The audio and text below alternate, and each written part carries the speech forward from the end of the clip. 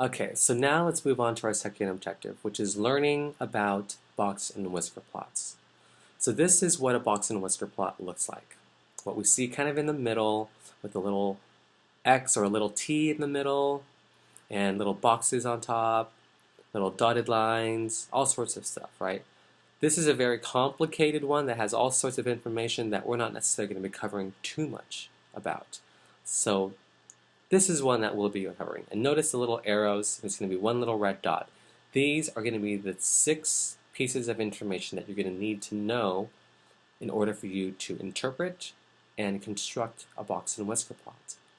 So I want you to go ahead and take a moment and see if you can figure out and match up what we see on the right with our blank arrows and what we see on the left, and see if you can identify the 6 pieces of information. I'll tell you the 5 little arrows.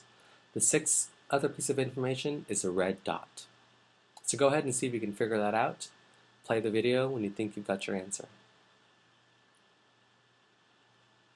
Okay, so hopefully you're able to figure out, but just looking and comparing these 2 box and whisker plots, what we actually get from looking at them.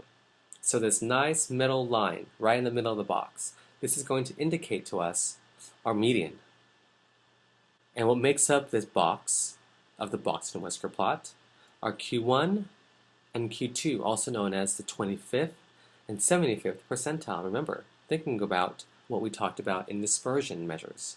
And we know that in between the 3rd and 1st quartile is measuring the interquartile range.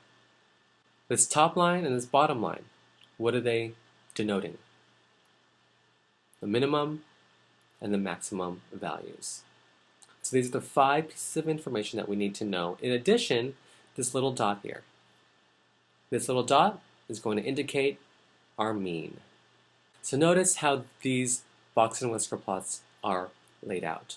These are what we call stacked box and whisker plots. They're in a vertical orientation, in a portrait orientation. Conversely, we can have them horizontally. And we're actually seeing the exact same thing, right? We see a vertical line within a box, we see a box, and the little whiskers that extend outside of the box. The only slight difference is that we don't have a vertical line at the end of these whiskers to denote the minimum and maximum. But it's going to be the same thing. And so, just like we saw on the other side, it's going to give us the exact same information. We're all the way to the left, we're going to have our lowest values. Our box itself makes up Q1 and Q3. 25th percentile, 75th percentile. We have our median, which is Q2, in the middle of the box, or at least somewhere in the middle of the box. And then we have our whisker, our maximum value. And so again, within the box itself, measures the interquartile range. So here is some data. Here's a series of numbers. What do you think, given the 6 descriptive statistics that we need to know in order to construct a box and whisker plot, what do you think are the steps that we're going to need to take? Well, here are our series. Well, the first thing is put them in order. We know that we have to calculate the median and also the interquartile range, so we need to figure out Q1 and Q3. So why don't we just put them in order? So once you put them in order, you can go ahead and find out Q1, Q2, Q3, and also the mean. Once you've figured out all those descriptive statistics, draw your number line, plot the percentiles, box them up, there's your interquartile range. Figure out what your minimum and maximum are. As long as you've ordered them, it should be easy. Your first number and your last number. Plot those as your whiskers. And then you've already calculated your mean, so go ahead and plot the mean with the dot as appropriate.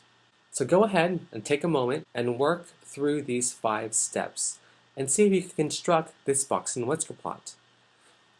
When you've worked it out and built your box and whisker plot, press play to continue on and see if your box and whisker plot looks like mine. Okay, so hopefully you had a chance to actually work through this and build your box and whisker plot. So here we have 5 of our descriptive statistics, we have our sample size, and then we need our mean. So hopefully you got the same answers. We got a median of 13, Q2, 25th percentile, Q1 as 8, Q3 21, our minimum 2, maximum 31, and our mean of 14.6. So now we just plot everything on the number line. Here's our box, here's our mean. Does your box and whisker plot look like mine? Hopefully.